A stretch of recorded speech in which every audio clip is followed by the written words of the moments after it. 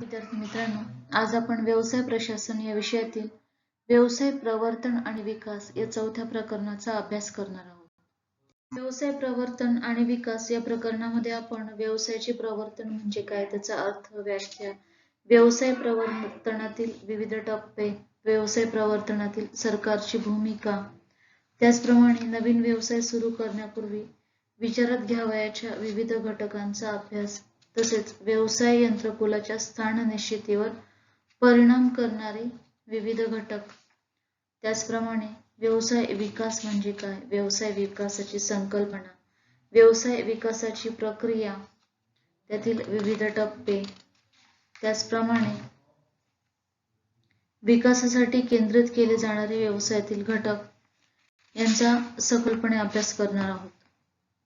विद्यार्थी मित्रांनो, सर्वप्रथम आपण व्यवसायाचे प्रवर्तन म्हणजे काय हे बघूया. चांगल्या उद्योग संधींची निवड ही यशस्वी उद्योजकाची पहिली परीक्षा असते. गुणवत्ता, लाभप्रदता, सामाजिक कल्याण असे अनेक निकष लावून व्यवसायाची संधी शोधावी लागते.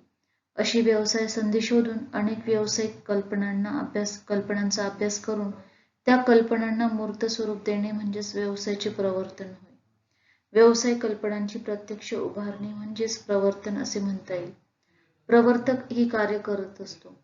व्यावसायिक व प्रवर्तक एकच अथवा भिन्नही असू शकतात. प्रवर्तक एखादी व्यक्ती, संस्था किंवा भागीदारी संस्था असू शकते. व्यावसायिक व प्रवर्तक भिन्न व्यक्ती असतील तर प्रवर्तकाची भूमिका एजंट अथवा विश्वस्ताची असते. प्रवर्तनाच्या प्रक्रियेत प्रवर्तकाने अप्रत्यक्षपणे फायदा मिळवण्याचा दृष्टिकोन ठेवू नये. याचे प्रमुख उद्दिष्ट व्यवसायाची प्रत्यक्ष उभारणी करून देणे हे असावे. व्यवसायाचे प्रवर्तन म्हणजे व्यवसायाची एखादी कल्पना विकसित करून ती प्रत्यक्षात आणण्यासाठी व्यवस्था करणे हे होय. व्यवसायाची ही कल्पना प्रत्यक्षात आणण्यासाठी आवश्यक ती पावले उचलणारी व्यक्ती, संस्था किंवा संघटना, भागीदारी संस्था यांना प्रवर्तक असे संबोधले जात असते. प्रवर्तनाची व्याख्या आता आपण बघणार आहोत. प्रवर्तन म्हणजे व्यवसाय संधींचा शोध आणि त्यानंतर त्या संधीला प्रत्यक्षात आणण्यासाठी नफ्याच्या उद्देशाने आवश्यक असणारी निधी, मत्ता आणि व्यवस्थापकीय क्षमता यांची जुळवणी किंवा संघटन करणे म्हणजे प्रवर्तन होय. विद्यार्थी मित्रांनो, कोणताही व्यवसाय सुरू करण्यापूर्वी प्रवर्तकाने काळजी घेतली पाहिजे. कंपनीचे प्रवर्तन करताना त्यांच्याकडून चूक झाल्यास कंपनीला मोठा तोटा सहन करावा लागू शकतो. त्या उद्योगाची व्यवहार्यता आणि फायदा याबाबत पूर्णपणे समाधानी झाल्यानंतर त्याने कंपनी स्थापनेसाठी पावले उचलली पाहिजे. व्यवसाय प्रवर्तनाचे 4 टप्पे आहेत. यातील पहिला टप्पा आहे उद्योग संधींचा शोध. बऱ्याचदा व्यावसायिकाला आपल्या आजूबाजूच्या परिस्थितीचे निरीक्षण करतानाच एखादी नवीन कल्पना सुचत असते. कधी कधी चालू व्यवसायासंबंधी एखादी नवीन कल्पना अंमलात आणावी असे वाटते. उद्योग संधींचा शोध घेणे ही प्रवर्तनाची पहिली पायरी असते. एकापेक्षा जास्त उद्योग संधींची माहिती प्रवर्तकाकडे असल्यास तज्ज्ञांचा सल्ला घेऊन शास्त्रीय पद्धतीने यादी कमीत कमी करून अत्यंत योग्य संधींची निवड करण्यात येत असते. अशी निवड करण्यासाठी प्रवर्तक गरज पडल्यास इतरांची मदत घेत असतो. दुसरा टप्पा आहे उद्योग संधींचा सखोल अभ्यास. निवडलेला पर्याय एकच असू शकतो अथवा 4-5 पर्याय असू शकतात. निवडलेल्या उद्योग संधींचा तपशीलवार अभ्यास करणे ही प्रवर्तन प्रक्रियेतील दुसरी पायरी असते. असा अभ्यास करताना त्या वस्तूच्या अथवा सेवेच्या मागणीतील चढ-उतार, उत्पादित वस्तूंच्या वापराचे प्रमाण, वस्तूचा खरेदीदार, तंत्रज्ञानातील अपेक्षित बदल, त्याची मागणी व पुरवठ्यावर होणारा परिणाम या गोष्टींचा सखोल अभ्यास करणे गरजेचे असते. पुढील टप्पा आहे एकत्रीकरण. उद्योग संधींच्या व्यवहार्यतेबद्दल, लाभप्रदतेबद्दल प्रवर्तकाची खात्री पटली की इतर गोष्टींची जुळवाजुळव करून सुरू होत असते. प्रवर्तनाची जोखीम स्वीकारून भांडवल उभारणीचे प्रयत्न सुरू होत असतात. इथे एकत्रीकरण याचा अर्थ मूलभूत संकल्पनेचे संरक्षण करणे, मालमत्तेच्या सुरक्षिततेची व्यवस्था करणे, संबंधित व्यक्तींशी करार करणे या गोष्टींचा समावेश होत असतो. उच्च पदस्थ अधिकाऱ्यांशी करार करून ठेवले जात असतात. पुढील टप्पा आहे वित्त पुरवठा. आधी बघितलेले सगळे टप्पे पूर्ण झाल्यानंतर प्रवर्तक भांडवल उभारण्याचे काम हाती घेतो. सार्वजनिक कंपनी असल्यास प्रसिद्धीपत्रक तयार करत असतो. गुंतवणूकदारांना भाग खरेदीसाठी आवाहन करणे या गोष्टी कराव्या लागत असतात. खाजगी कंपनी असल्यास बँका, वित्तीय संस्था यांची माहिती काढली जाते. अशा प्रकारे एखाद्या उद्योग संधींची निवड करून ती कल्पना प्रत्यक्षात उतरवण्याचे काम प्रवर्तक करत असतो. प्रवर्तनाचे स्वरूप उद्योगाच्या स्वरूपावरही अवलंबून असते. छोट्या उद्योगाच्या प्रवर्तनाचे काम बरेचदा स्वतः व्यावसायिकच करत असतो. मोठे उद्योग, सार्वजनिक कंपनी, तंत्रज्ञानावर आधारित उद्योग प्रवर्तकाची मदत घेत असतात. आपण व्यवसाय प्रवर्तनातील सरकारची भूमिका बघणार आहोत. भारत हा एक विकसनशील देश आहे. इथे मिश्र अर्थव्यवस्था अस्तित्वात आहे. खाजगी उद्योग, सार्वजनिक उद्योग, संयुक्त उद्योग असे उद्योगांचे सर्वसाधारण स्वरूप आहे. भारतीय अर्थव्यवस्थेची धोरणे पंचवार्षिक योजनेच्या मदतीने अंमलात आणली जात असतात. सरकारची भूमिका ही औद्योगिक धोरणांना पाठिंबा देणारी असते. भारतासारख्या खंडप्राय देशात पुष्कळ नैसर्गिक साधनसामग्री उपलब्ध आहे, परंतु या साधनसामग्रीचा पर्याप्त वापर होताना दिसत नाही. त्यामुळे आर्थिक वाढीचा दरही कमी आहे. असंतुलित विकासामुळे आर्थिक राजकीय समस्या उभ्या राहतात. या पार्श्वभूमीवर सरकारही आपली धोरणे बदलत असतो. उद्योग क्षेत्रावर फक्त नियंत्रण ठेवण्याऐवजी उद्योगधंद्यांना प्रोत्साहन देण्याचे धोरण अवलंबले जात असते. पुढील काही मुद्दे सरकारची भूमिका स्पष्ट करत असतात. त्यातील पहिला मुद्दा आहे की जागतिकीकरण आणि सरकारची भूमिका. जागतिकीकरण म्हणजे देशांतर्गत अर्थव्यवस्थेची आर्थिक अर्थव्यवस्थेशी सांगड घालणे. जागतिकीकरणाचा संबंध आर्थिक एकत्रीकरणाशी असतो. जागतिकीकरणामुळे व्यापार वाढ, गुंतवणूक वाढ, नवनवीन तंत्रज्ञानाचा वापर होऊन विकास प्रक्रियेला वेग येत असतो. सरकारची भूमिका 1991 नंतर बदललेली आहे. निर्यातीस प्रोत्साहन दिले जात आहे. निर्यात शुल्क कमी करणे आणि निर्यातीसंबंधी कराराची पुनर्रचना करणे असे उपाय केले जात आहेत. भांडवल, तंत्रज्ञान यांची देवाणघेवाण सहजपणे व्हावी म्हणून सरकार विशेष प्रयत्न करीत आहे. जागतिकीकरणाचा फायदा घेऊन येथील उद्योगांना प्रोत्साहन देणे, नवनवीन तंत्रज्ञानाचा लाभ घेऊन उद्योगांची उभारणी करणे ही सरकारची भूमिका आहे.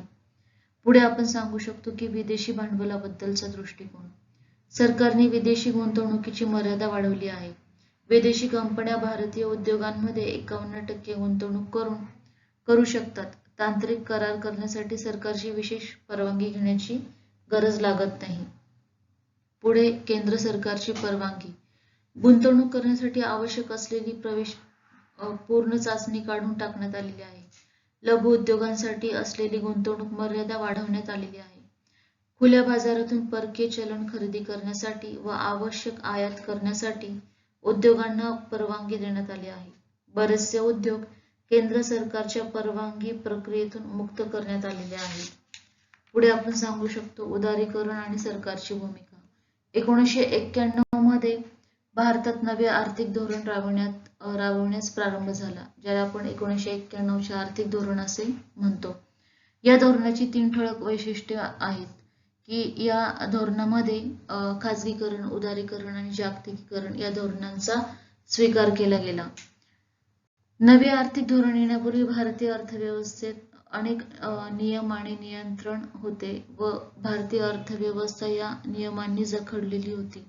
नियम व नियंत्रणांचा अतिरेक झाल्यामुळे आर्थिक विकासावर प्रतिकूल परिणाम होत होता.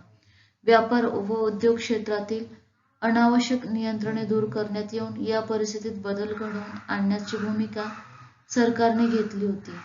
18 महत्त्वाचे उद्योग वगळून इतर सर्व उद्योगांना परवानगी घेण्याची गरज नाही असे जाहीर करण्यात आले होते.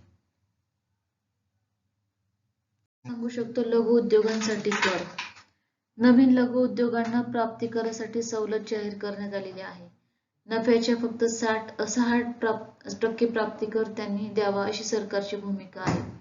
उद्योग सुरू झाल्यापासून 5 वर्षे सवलत लघु उद्योगांना मिळत राहील असे सरकारने जाहीर केले आहे. पुढे स्थान निश्चिती व सरकारची भूमिका. उद्योगाच्या स्थापनेसाठी निश्चित स्थानाची निवड करणे हा एक अत्यंत महत्त्वाचा निर्णय असतो. अनुकूल घटकांमुळे उद्योगांचे केंद्रीकरण होणे शक्य असते. ग्रामीण उद्योगांना प्रोत्साहन देण्यासाठी सरकारने देशातील 299 जिल्हे औद्योगिकदृष्ट्या मागासलेले म्हणून जाहीर केलेले आहे. सवलतीच्या दरात भांडवल उपलब्ध करून देणे, प्राप्ती करात सवलत देणे हे उपायही योजलेले आहेत. पुढे उद्योगांच्या प्रवर्तनासाठी सर्वतोपरी सहाय्य. उद्योगांना विशेषतः लघु उद्योगांना विकास साधण्यासाठी केंद्र आणि राज्य सरकारने संपूर्ण देशामध्ये लघु उद्योग विस्ताराची भूमिका घेतली आहे. या भूमिकेला अनुसरून जिल्हा औद्योगिक संस्था, व्यापारी बँका, औद्योगिक विकास महामंडळे इत्यादी संस्था नवीन उद्योग स्थापनेत पुढाकार घेत आहेत. सुशिक्षित तरुणांनी उद्योजकतेकडे वळावे या हेतूने केंद्र सरकारने किंवा केंद्र शासनाने सुशिक्षित बेकारांसाठी बीज भांडवल सहाय्य योजना सुरू केलेली आहे. अशा प्रकारे सरकारची भूमिका उद्योग उभारणीसाठी अनुकूल ठरत आहे. विशेषतः 1991 नंतर सरकारची धोरणे विकासाभिमुख राहिलेली आहेत. एखादी नवीन व्यवसाय संस्था सुरू करणे हे एक आव्हानात्मक काम आहे. यामध्ये अनेक समस्या येऊ शकतात. व्यवसायाची कल्पना ते उत्पादन सुरू करणे या दरम्यान असंख्य निर्णय घ्यावे लागतात. कोणताही व्यवसाय सुरू करण्यापूर्वी काही घटक विचारात घेतले जात असतात. ते पुढील प्रमाणे. पहिले आहे की उद्दिष्टांची निश्चिती. उद्दिष्ट हे व्यवसाय संस्थेचे एक मार्गदर्शक तत्व असते. संस्थेच्या अल्पकालीन आणि दीर्घकालीन कृतींसाठी उद्दिष्टे एक चौकट पुरवित असतात. कार्याचे मूल्यमापन करण्यासाठी आणि भविष्यातील नियोजनासाठी उद्दिष्टे हा आधार असतो. त्यामुळे कोणत्याही व्यावसायिकाला एखादा नवीन व्यवसाय सुरू करण्यापूर्वी त्या व्यवसायाची उद्दिष्टे लक्षात घ्यावी लागत असतात. पुढे आपण सांगू शकतो की कल्पनेचा शोध. कोणताही व्यवसाय सुरू करण्यापूर्वी एखाद्या व्यवसाय कल्पनेचा शोध किंवा निर्मिती किंवा त्यातील संभाव्य संधी निश्चित करण्यासाठी अनौपचारिक तपास करणे आवश्यक असते. हा एक अत्यंत महत्त्वाचा असा निर्णय असतो. पुढील घटक सांगू शकतो की वस्तू उत्पादन याची निवड करणे. नवीन व्यवसाय सुरू करण्यापूर्वी कोणते उत्पादन घ्यावयाचे आहे ही बाब लक्षात घ्यावी लागते. असे उत्पादन हे त्या बाजारपेठेतील परिस्थितीत योग्य आणि युक्त असणे आवश्यक असते. पुढील घटक आहे महत्त्वाचा जो आहे स्थान. नवीन व्यवसाय सुरू करताना स्थान निश्चिती हा एक महत्त्वाचा निर्णय असतो. कारण व्यवसायाचे स्थान त्याच्या खर्च संरचनेवर तसेच नफ्यावर परिणाम करणारे असते. जर स्थान योग्य नसेल तर व्यवसाय यशस्वी होऊ शकत नाही. त्यामुळे व्यावसायिकाला आपल्या व्यवसायासाठी योग्य स्थान निवडावे लागते. असे स्थान निश्चित करताना त्याला अनेक घटक विचारात घ्यावे लागत असतात. हे घटक म्हणजे बाजारपेठांपासून जवळ असणे, पर्याप्त कामगार, वाहतूक सुविधा, कच्च्या मालाची उपलब्धता, ऊर्जा, बँकिंग सुविधा इत्यादींचा विचार स्थान निश्चिती करताना उद्योजकाला घ्यावा लागत असतो. पुढील घटक सांगू शकतो व्यवसाय संस्थेचे आकारमान. व्यावसायिकाला आपल्या व्यवसाय संस्थेचे आकारमान निश्चित करावे लागते. व्यवसाय संस्थेचे आकारमान इष्टतम असले पाहिजे. व्यवसायाचे आकारमान, बाजारपेठांचे आकारमान, तांत्रिक, व्यवस्थापकीय, वित्तीय आणि मानवी संसाधनांची उपलब्धता यावर ते अवलंबून असते. पुढील घटक आहे वित्त. वित्तीय साधनांची परिचालन हा घटक नवीन व्यवसाय सुरू करताना विचारात घेणे अत्यंत महत्त्वाचे असते. कारण व्यवसायाची कोणतीही कृती, कार्य हे वित्ताशिवाय पार पाडणे कठीण असते. त्या व्यवसायासाठी तयार केलेले प्रकल्प अहवाल, त्या प्रकल्पाचा खर्च आणि वित्तीय आवश्यकता याबाबत अंदाज दर्शविला जात असतो. व्यवसाय सुरू करताना वित्तीय योजना तयार करणे गरजेचे असते. या योजनेमधून त्या प्रकल्पासाठी लागणाऱ्या दीर्घकालीन भांडवलाची गरज स्पष्ट होत असते. तसेच अल्पकालीन भांडवल, निधी उभारण्याचा खर्च, त्यांच्या वापरावरील परतावा आणि भांडवल गरजांचे अधिकतम, सरासरी आणि किमान असे वेळसूची तयार करणे शक्य होत असते. व्यवसाय सुरू करण्यासाठी विचारात घ्यावयाच्या घटकांमध्ये पुढील घटक आहे यंत्र आणि उपकरणे. प्रकल्प सुरू करताना योग्य यंत्रे आणि उपकरणे पुरवणे हा महत्त्वाचा टप्पा असतो. कोणतीही वस्तू उत्पादित करायची आहे यासाठी कोणते यंत्र वापरायचे आहे हे निश्चित केल्यानंतर व्यावसायिकाने त्यासाठी लागणाऱ्या यंत्रांची व उपकरणांची यादी तयार केली पाहिजे. त्यांच्या खरेदीच्या दृष्टीने सर्व चौकशी करून त्यांची खरेदी केली पाहिजे. कच्चा माल. व्यवसायात उत्पादनासाठी आवश्यक असणारा कच्चा माल कोठे उपलब्ध आहे हे व्यावसायिकाने पाहिले पाहिजे. त्याची उपलब्धता तपासून पाहिली पाहिजे. कधी कधी उत्पादनासाठी लागणारा कच्चा माल कोटा सिस्टीमवर उपलब्ध असतो, तर काही कच्चा माल देशात उपलब्ध नसतो. त्या कोट्यासाठी त्याला योग्य त्या अधिकाऱ्यांकडे अर्ज करावा लागतो. बाहेरच्या देशातून माल आयात करण्यासाठी परवाना घ्यावा लागत असतो. जिल्हा उद्योग केंद्र त्यासाठी व्यावसायिकाला मदत करत असतात. पुढील घटक आहे मनुष्यबळ. प्रवर्तकाला त्याच्या व्यवसायाला लागणारा मनुष्यबळाचा विचार करावा लागत असतो. तसेच त्या मनुष्यबळाची निवड करावी लागत असते. योग्य मनुष्यबळाची निवड केली तर त्याचा परिणाम व्यवसायाच्या उत्पादकतेवर होत असतो. व्यवसाय सुरू करण्यासाठी आवश्यक असणाऱ्या मनुष्यबळाची उपलब्धता हा अत्यंत महत्त्वाचा घटक असतो. पुढे आहे संघटनेचे स्वरूप. व्यावसायिकाला संघटनेचे स्वरूप निश्चित करावे लागते. व्यवसायाच्या गरजा व्यवसायाचे स्वरूप निश्चित करत असतात.